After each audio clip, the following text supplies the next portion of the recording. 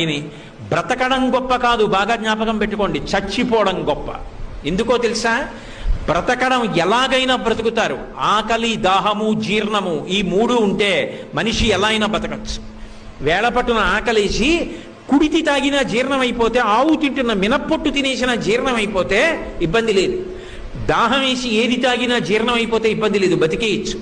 చచ్చిపోవడం అంత తేలిక కాదు.